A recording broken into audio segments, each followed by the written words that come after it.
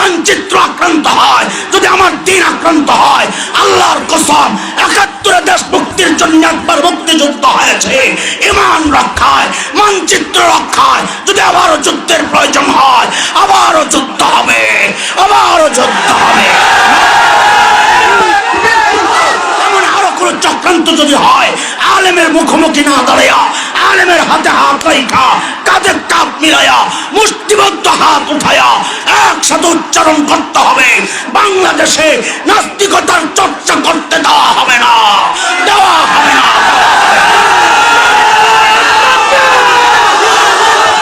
মানুষ হিসাবে আমাদের মৌলিক 4টা ভুল আমরা করি প্রতিনিয়ত। 1 নম্বর মৌলিক ভুল, প্রায় আমরা সবাই টার্গেটে ভুল করছি। টার্গেট বানানোর কথা আখিরাত, আমাদের প্রায় সবাই আমরা টার্গেট বানাইছি দুনিয়া। বলে কেমনে বুঝলেন? তা আমি একটু সমাজ দেখাই আপনাকে, আপনি নিজে মিলে। একজন বুড়িমা সকালবেলা ঘুরতেছে অস্থির, এই ঘরে যায়, ওই ঘরে যায়, ওই বাড়ি যায়, ওই বাড়ি যায়। বাচ্চারা জিজ্ঞেস করে, দাদু কি সমস্যা, নানু কি সমস্যা, কি খুঁজ? তো বলে খোয়ারে মুরগি ছিল 20টা, সকালে দেখি 19টা আছে, একটা নাই। মুরগি কয়টা হারাইছে? 1 মুরগি হারাইছে, সারা বাড়ি খুঁজে শেষ। অথচ এই বুড়ি না ইশার নামাজ পড়েছে, না ফজরের নামাজ পড়েছে, তার মাথা কোনো ব্যথা নাই। কেন? কারণ টার্গেট বানাইছে দুনিয়া, দুনিয়ার মুরগি হারায় গেছে, পেরেশান। টার্গেট যদি আখিরাত বানাইতো, তো ফজরের নামাজ ছুটে গেলে সে তো মাঝের মধ্যে গড়াগড়ি খাইতো আর চিৎকার করত। টার্গেট তো দুনিয়া। আমি সময় কম তো একটু সংক্ষেপে দৌড়াইতে চাই। একটা উদাহরণ দেই আপনাদের সামনে। এই উদাহরণটাকে আয়না মনে করবেন, আয়না। যেন আমি আপনাদের সামনে একটা আয়না রাখছি, উদাহরণটাকে আয়না বানায় নিজের চেহারা মিলা দেখেন। যদি মিলে যায় আমি যা বলতেছি, তো বুঝবেন হারে টার্গেট তো আমিও দুনিয়ায় বানায় রাখছি, খবর নাই। উদাহরণ আমাদের বড়দের একটা কথা, বড়রা বলেন দুনিয়া জিফা তালিবুহা কিলাব। ওলামায়ে কেরাম যেহেতু আছেন, একটু ভেঙে নিই।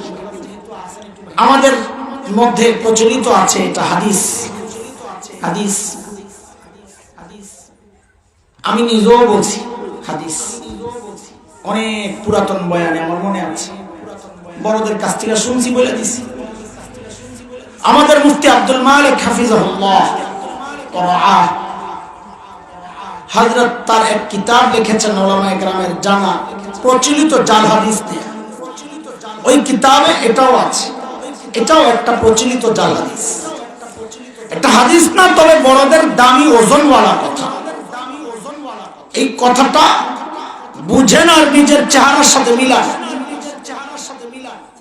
বড় বলেন কি, আর দুনিয়া জিফাহ তালিবুহা কিলাব। দুনিয়া হচ্ছে মৃত জন্তুর মতো, যার ভোক্তা কুত্তা।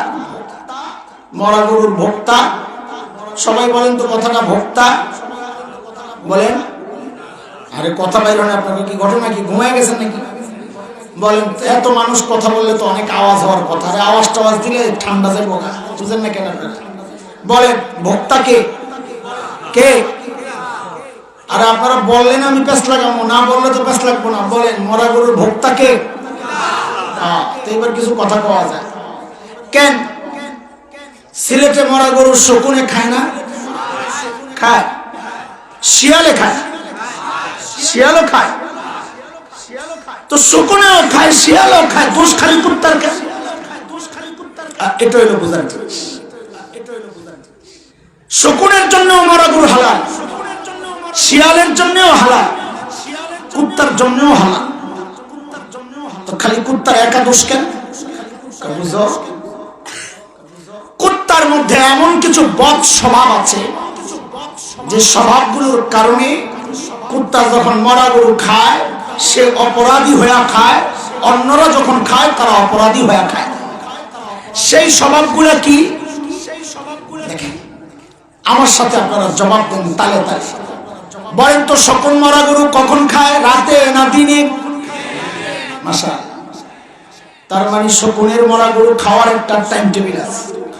হ্যাঁ, রাতে তাল গাছের মাথায় যায় বসে বসে জিকির করে। তাহলে কি পাইলাম আমরা? শকুনের মরা গরু খাওয়ার একটা। শিয়াল মরা গরু কখন খায়? রাতে না দিনে? বুঝা গেল শিয়ালেরও মরা গরু খাওয়ার একটা টাইম টেবিল আছে। হ্যাঁ, এবার বুঝে শুনে বলেন তো কুত্তায় কখন খায়? হ্যাঁ, দিনেও খায় রাতেও খায়। বুঝা গেল কুত্তার মরা গরু খাওয়ার কোনো টাইম টেবিল নেই। হ্যাঁ হ্যাঁ, বড় মনের মানুষ, তুমি দুনিয়া কামাও, কোনো সমস্যা নাই, কিন্তু রাত নাই দিন নাই 24 ঘন্টা শুধু দুনিয়া দুনিয়া দুনিয়া।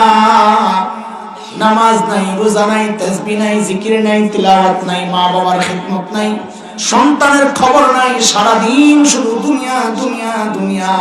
তাইলে বোঝা গেল তোমার মধ্যে আর কুত্তার মধ্যে কোনো পার্থক্য নাই। তুমি দুনিয়াদার, তোমার টার্গেট দুনিয়া।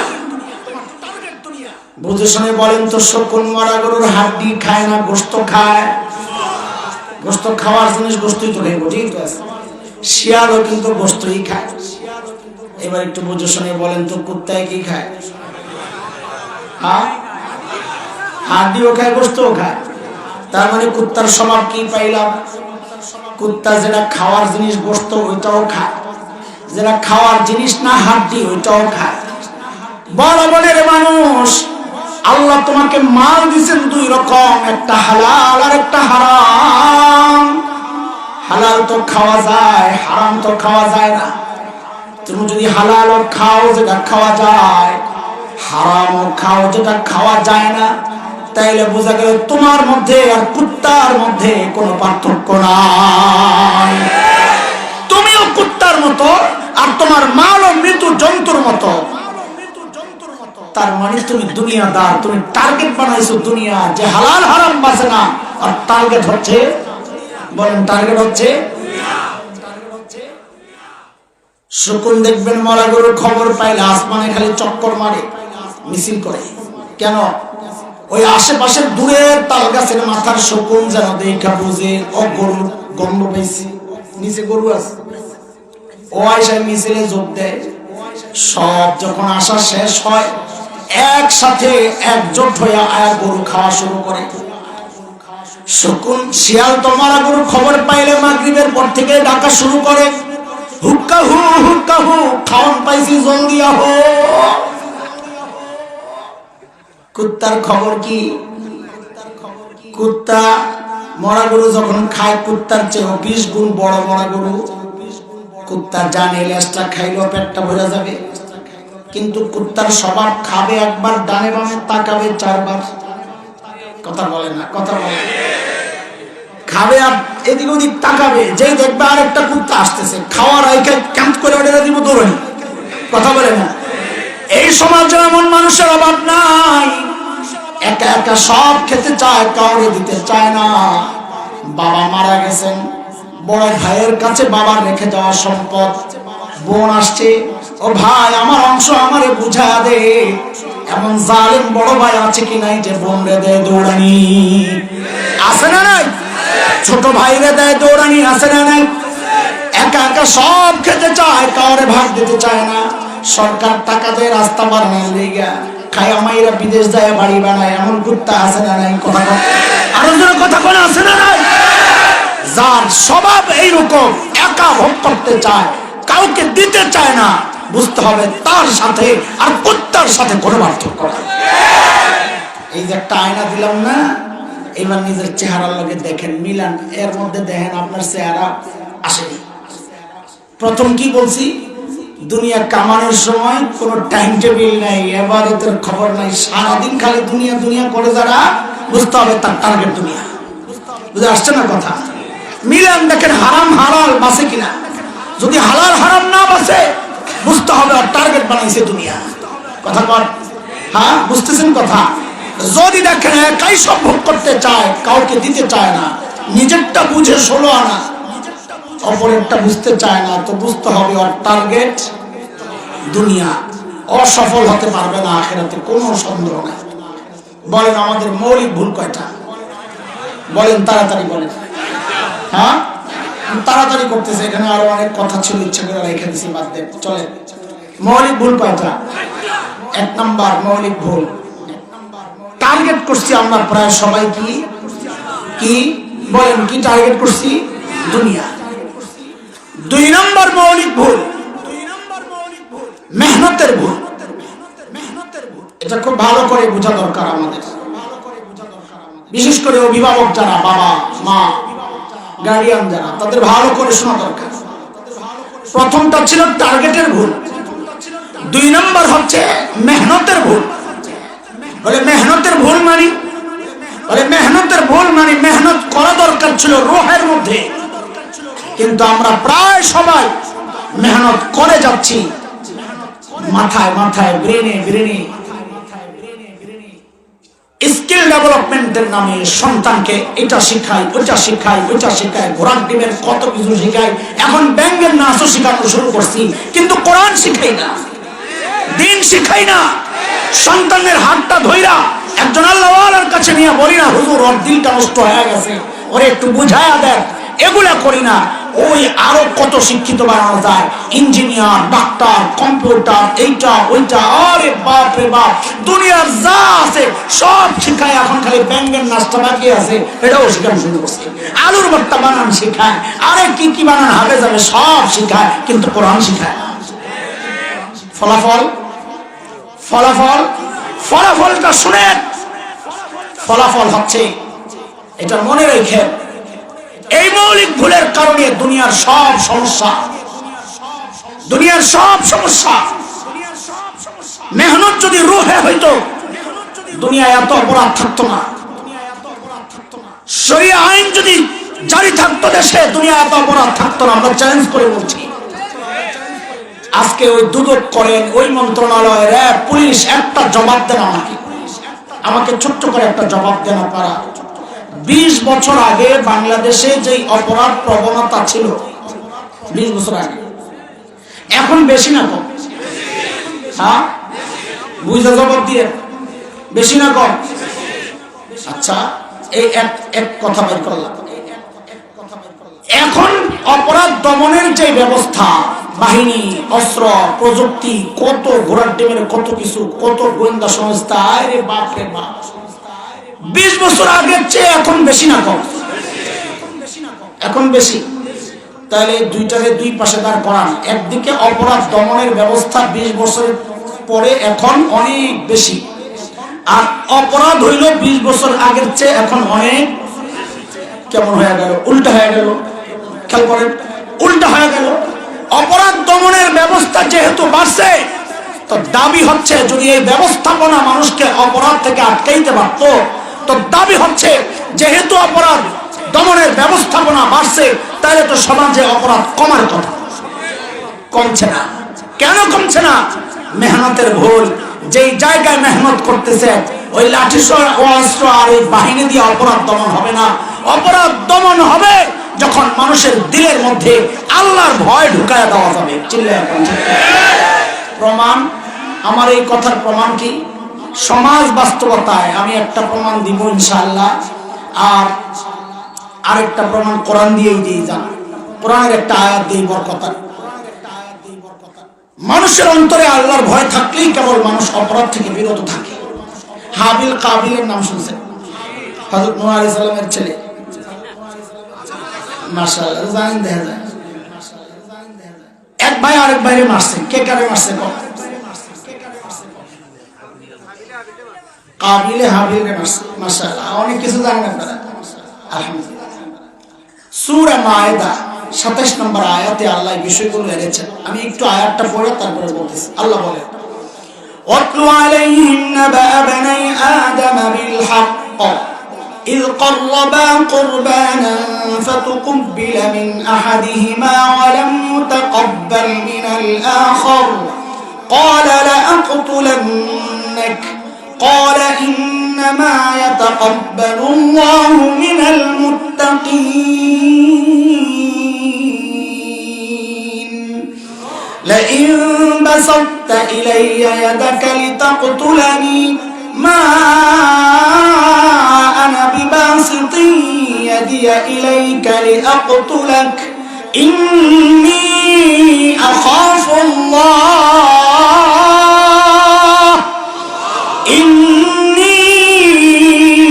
আখাফুল্লাহ রাব্বাল আলামিন।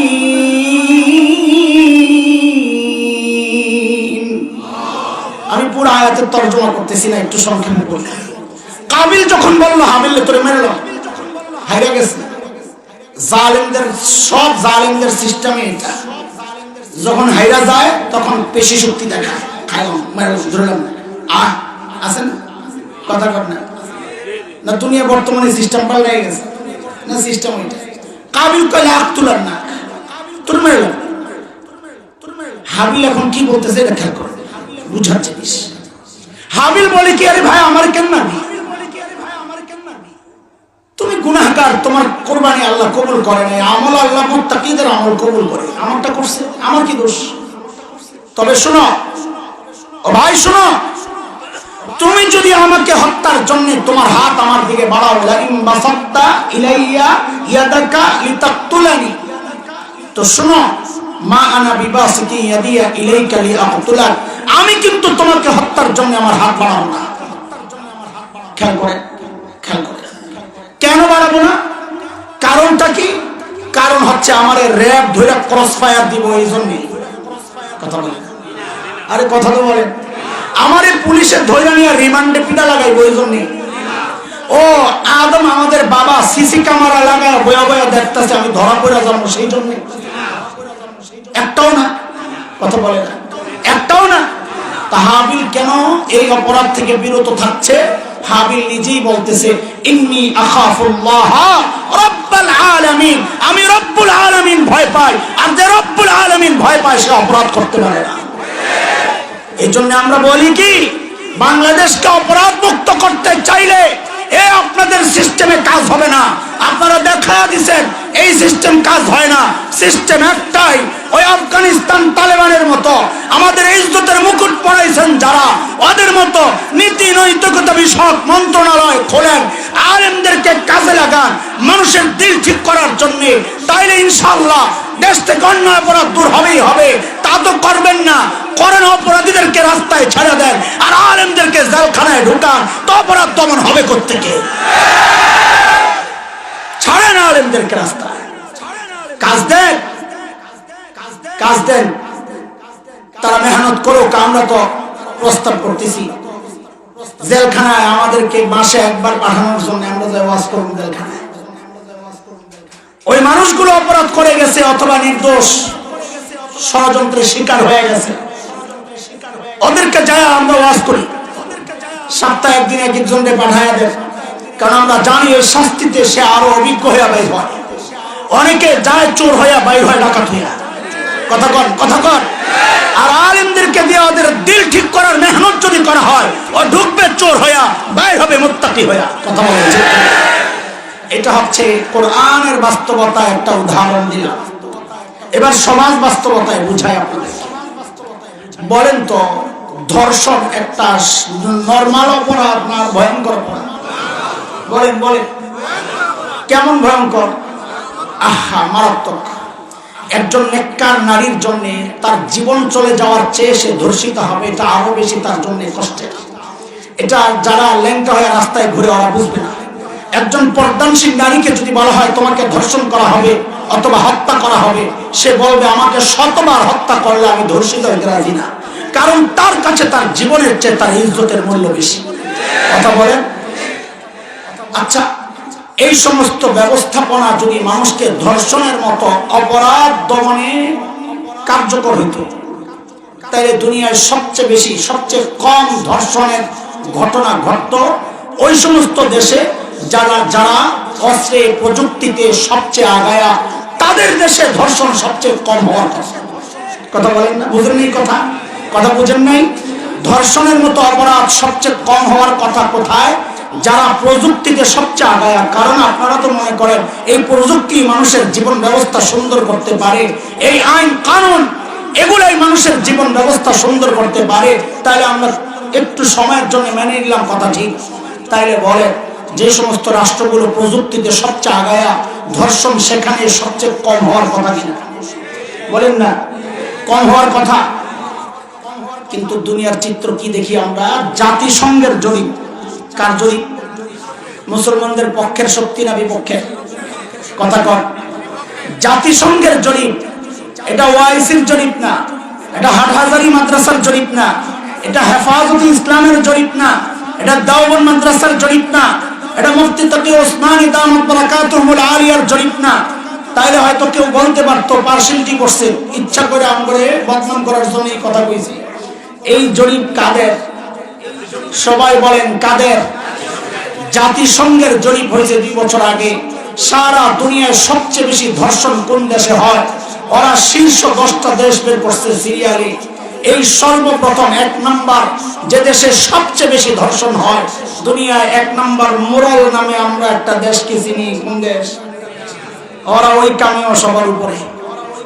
দেখছেন নি কারবার? প্রযুক্তিতে দুর্বল না সবল? অথচ ধর্ষণে, বলেন ধর্ষণে নাম্বার 1, 1 নাম্বার। 2 নাম্বার হচ্ছে সাউথ আফ্রিকা। বলেন প্রযুক্তিতে উন্নত না অনুন্নত? বলেন, কথা বলেন। 3 নাম্বার হচ্ছে সুইডেন, ইউরোপের এক উন্নত দেশ। বলেন আপনারা প্রযুক্তিতে উন্নত না অনুন্নত? 4 নাম্বার হচ্ছে দাদারা। জোরে কয় না? দাদারা। কেন না? দাদা চিনেন না? কারা? সুবহানাল্লাহ, আল্লাহ আল্লাহ আল্লাহ। ওরা আমাদেরকে নারী অধিকারের তালিম দেয়, ওরা আমাদেরকে নারীর স্বাধীনতার তালিম দেয়, নারীর সম্মান ইজ্জতের তালিম ওরা আমাদেরকে দেয়। নারী স্বাধীনতার নামে নারীবাদীরা যে আওয়াজগুলো ওঠায় সবগুলোর লেনজা লেগে রয়েছে ভারতে। ওখান থেকে পাস হয়, এখান দিয়ে চিল্লারি বাইর হয়, সবগুলোর পিছন দিয়ে পাইপ ঢুকানো। এই পাইপের লাইন সব ভারতে। কোন জায়গায়? ওখান থেকে ভাইরাস চালান দেয়, এদিক দিয়ে মুখ দিয়ে ওই ভাইরাস বাইর হয়। সব এই ভাইরাস আমদানি হয় ওই জায়গা থেকে, অথচ ওদের নিজের খবর নাই। ওরা ওদের দেশে সারা দুনিয়ার মধ্যে সবচেয়ে বেশি ধর্ষণের শিকার হয় নারীরা। সারা দুনিয়ার মধ্যে 4 নাম্বার সিরিয়াল হচ্ছে সেই ভারত। বিদেশি এক মহিলা আসছিল, পত্রিকার রিপোর্ট হচ্ছে 65+। সর্বে প্লাসের উপরে তার কয় না। প্লাস মানে তো 65+ মানে 66 হইতে পারে, কিন্তু আমরা ওই বেডির দেখা বুঝছি বেডি 65+ মানে 80-র কাছাকাছি। 80-র কাছাকাছি একটা বুড়ি আসছে বিদেশ থেকে বেড়াইতে। বেডির সব যাচ্ছে তাজমহল দেখবে। দুষ্ট দাদারা ওই বুড়িকেও ছাড়ে নাই, বাচ্চারা আছে, আমি আর ভাইকে বলতে চাই। এই হচ্ছে অবস্থা। এই জগদ্দল পাহাড় পাথর বাংলাদেশের উপর চেপে আছে এখন। ওদের কৃষ্টি কালচার, ওদের তাহজিব তামাদ্দুন আমার দেশে আমদানির চেষ্টা হচ্ছে। এদেশের কিছু ওই ওদের পায়খানা খাওয়া গোলাম, এই গোলামরা আমার দেশের শিক্ষা ব্যবস্থা নিয়ে, আমার দেশের তাহজিব তামাদ্দুন নিয়ে প্রতিনিয়ত চক্রান্ত করে যাচ্ছে। আমার সন্তানকে নাস্তিক মুরতাদ বানানোর চক্রান্তে মেতে আছে। আলেমরা চিৎকার চেঁচামেচি করে, আলেমরা প্রতিবাদ করে, আপনারা চুপচাপ থাকেন, কেউ কথা বলেন না। দোস্ত, আমাদের জিজ্ঞাসা আক্ষেপটা, আমাদের হৃদয়ে ব্যথা আছে, ব্যথা। কথাগুলো শুনেন। এই মোল্লা মৌলবী কেন চিৎকার চেঁচামেচি করবে? এই মোল্লা মৌলবী কেন প্রতিবাদ করবে? প্রতিবাদ করার কথা আপনাদের। কেন? এই ঘোড়ার ডিমের সিলেবাস আমার সন্তান তো পড়ে না, পড়বে না। আমার সন্তান তো কালা কালা রাসূলুল্লাহ পড়ে। এই ঘোড়ার ডিমের সিলেবাস পড়ে আপনার সন্তান। আপনি প্রতিবাদ তো করেন না, বরং কোন কোন পোড়া কবল এমন আছে এই প্রতিবাদকে দেশের বিরুদ্ধে আখ্যা দেওয়ার চেষ্টা করেছেন। এই প্রতিবাদকে দলের বিরুদ্ধে, সরকারের বিরুদ্ধে আখ্যা দেওয়ার চেষ্টা করেছেন। দোস্ত, সব জায়গায় রাজনীতির টাইনা আইনেন না। এটা রাজনীতির ব্যাপার না, এটা আমার ইমানের ব্যাপার, এটা আমার বিশ্বাসের ব্যাপার, এটা আমার আকীদার ব্যাপার, এটা আমার চেতনার ব্যাপার। ভবিষ্যতে এমন আরো কোনো চক্রান্ত যদি হয়, আলেমের মুখোমুখি না দাঁড়াইয়া, জালেমের হাতে হাত রাখা, কাঁধে কাঁধ মিলাইয়া, মুষ্টিবদ্ধ হাত উঠায়া একসাথে উচ্চারণ করতে হবে, বাংলাদেশে নাস্তিকতার চর্চা করতে দেওয়া হবে না, দেওয়া হবে না।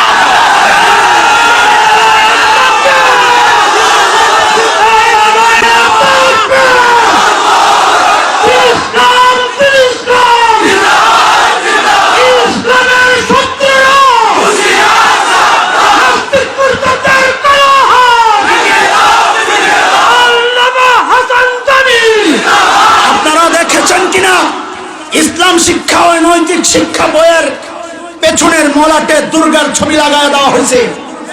ওরা আমাদেরকে একটা মুখস্থ কথা জানায় দিয়েছে, মিস্টেক হয়ে গেছে। এত বড় মিস্টেক কেমনে হয়? কত শত মানুষের হাত ঘুরে স্কুল পর্যন্ত ওই বইগুলো আসলো, এত বড় মিস্টেক কেমনে হইল? তোমরা আমাদেরকে টোকা দিয়ে দেখতে চাও না? আরে শুনো, টোকা দেওয়া লাগবে না, আমাদের ইতিহাস পড়ো। আমরা শাইখুল হিন্দের রুহানি সন্তান, আমাদের ধমনীতে শাইখুল হিন্দের রুহানি রক্ত। শাইখুল হিন্দ দিন বাঁচানোর জন্য, রাষ্ট্র বাঁচানোর জন্য রক্ত দিয়েছেন। শাইখুল হিন্দের রুহানি সন্তানরা মরে যায় নাই। যদি মানচিত্র আক্রান্ত হয়, যদি আমার দিন আক্রান্ত হয়, আল্লাহর কসম ৭১ দেশ মুক্তির জন্য একবার মুক্তিযুদ্ধ হয়েছে। ঈমান রক্ষায়, মানচিত্র রক্ষায় যদি আবারও যুদ্ধের প্রয়োজন হয়, আবারও যুদ্ধ হবে, আবারও যুদ্ধ হবে।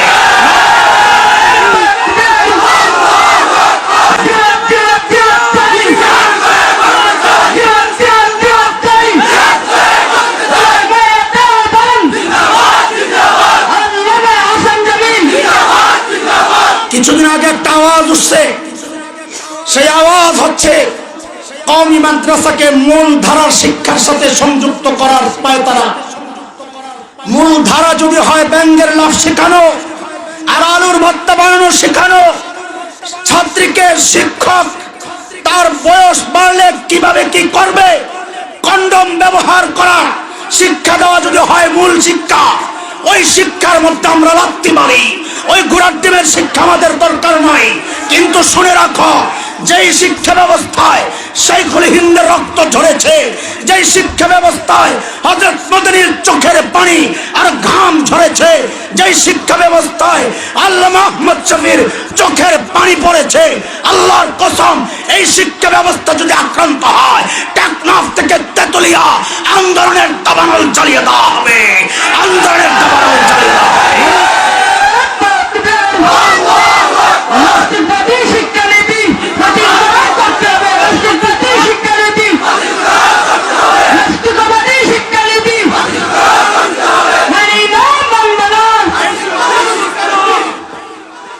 সব মানতে পারি, আমার সন্তান বেঈমান হবে, এটা আমরা বরদাস্ত করতে রাজি না। ঘোড়ার ডিমের রাষ্ট্র নিয়ে তোমরা থাকো, ক্ষমতার চেয়ার নিয়ে তোমরা থাকো, আমরা কাউকে ক্ষমতায় উঠাইতেও চাই না, নামাইতেও চাই না, এটা আমাদের বিষয় না। আমরা শুধু চাই আল্লাহর জমিনে আল্লাহর দিন নিয়ে কোন কুলাঙ্গার চক্রান্ত করতে পারবে না। আমরা শুধু চাই রক্তে কেনা এই স্বাধীনতা, এই মানচিত্রে কেউ খুবলে খাওয়ার চক্রান্ত করতে পারবে না। দোস্ত, আপনাদের কাছ থেকে ওয়াদা নিতে চাই, দিন রক্ষায়, ঈমান রক্ষায়, মানচিত্র রক্ষায় যদি বুকের তাজা রক্ত ঢালতে হয়, ও যুবক কে কে রাজি আছো আল্লাহকে সাক্ষী রেখে? আল্লাহ কবুল করেন, আমিন।